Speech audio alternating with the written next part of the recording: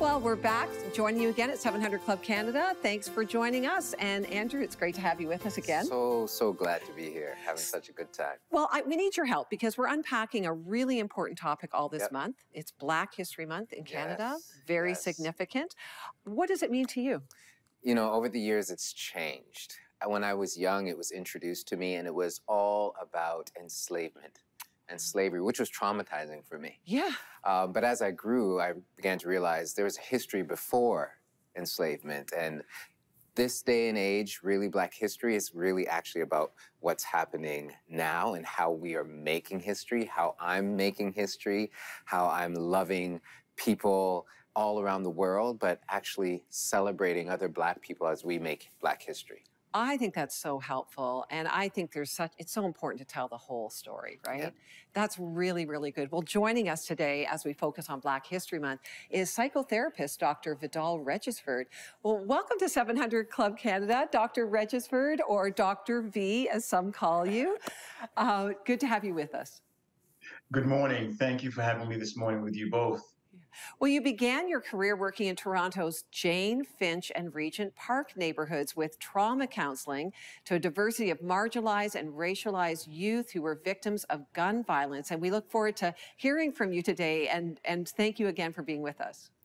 Dr. V, my good friend and brother, I was just talking about what Black history means to me. I'm curious, can you share with us, what does it mean to you personally? I think before I respond to what it means to me personally, it's really about what it means to all of us. Black history is about our collective history as Canadians. And so when I think about Black history, I think about three things. I think about it's a time really for us to be reflective of a history that was not good around the world and certainly here in Canada. I think it's also an opportunity for us to think about the contributions that Blacks have made in Canada. We recently had in Nova Scotia finally the recognition of the 2nd Construction Battalion, which was significant. Blacks have been in this country for over 400 years. 200 of those years, history has been missed. Slowly, we're regaining that momentum to include that in our history books. But more importantly, we are here talking about a collective history, and Black history is just part of it. Lastly, Black history is a time for us to be awakened to the ongoing work to eradicate racism here in this country and around the world. That is so helpful. And you're so right. It's our collective history. And, you know, you mentioned the issue of racism. And so we can't miss the opportunity to hear from you about the impact of George Floyd's death. Like to date, specifically on the Black community in Canada, what is the impact of that? Again, Lori, I say that, and permit me to say that George Floyd's death was really George Floyd's murder. We know that. We all watched 8 minutes and 46 seconds of a Black man losing his life. And why did we do that? For the first time in history, we're in a lockdown. We had to sit in our homes, watch our televisions, and witness this horror. So this is what we would call collective trauma. We all, no matter where you are in this world, experience collective trauma. The results of this were that governments, corporations, nonprofit organizations all amassed their resources and their efforts to speak about perhaps the most virulent form of racism, and that is anti-Black racism.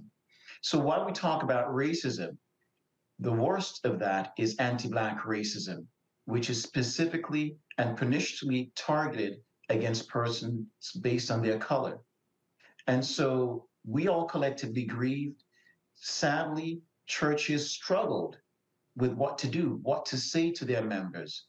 But slowly, as we emerged out of the pandemic, more and more churches have begun to participate in those social justice arena around eradicating racism and speaking about it being an intolerable form of action against persons of color in this country. And you know, as you talk about the collective experience and being locked down in the pandemic and in some senses forced to endure this trauma, you talked about churches as well. Talk to us. What do you see as a biblical view of race? First of all, let's understand we all read the same Bible, and the same Bible tells us about love, fundamentally love. I think it's in Matthew, the reference is clear. We cannot love God unless we love our brother. Love our neighbors as we love ourselves. I think if we start from that point, we do ourselves well. Because from there, we can begin to think through how we embrace, how we engage with others who are different. How do we begin to ensure that they have equal access and rights to the services and privileges that we receive? That is so good and such a reminder, no matter the color of your skin, it really comes down to love. And what would that look like in a practical sense to live that out? What would be the impact of that? If we can imagine a time, and we often don't do this, where slavery, imagine for a moment, slavery never existed, or the Holocaust never existed. I think if we can imagine that, then we can begin to think about what it means for us to have a world and communities where people live together cohesively. I think what we can begin to do in neighborhoods is begin to reach out to our neighbors, show kindness, be compassionate to one another. I think if we start there with those universal norms and values, we do ourselves well to express love and care for each other. Well, I think you're so right. And the impact on our culture, I think we've forever changed. Do you see hope, a more hopeful future? Oh, absolutely. I think when I think about Dr. Blackwood's children, my granddaughter, my children, most definitely the opportunity for change is at hand.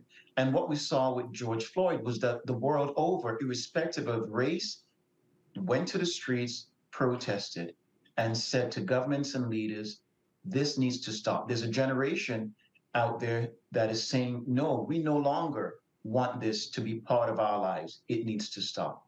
And so the opportunity for us to really make significant, grounded change is at hand. More than likely with our children and our grandchildren, but we can still support them because we believe that that is a good and wholesome thing to embrace. Yes, agreed. Thank you so much. Wish we had more time because we could unpack so much more with you. Thank you, Dr. Regisford. For more, go to 700club.ca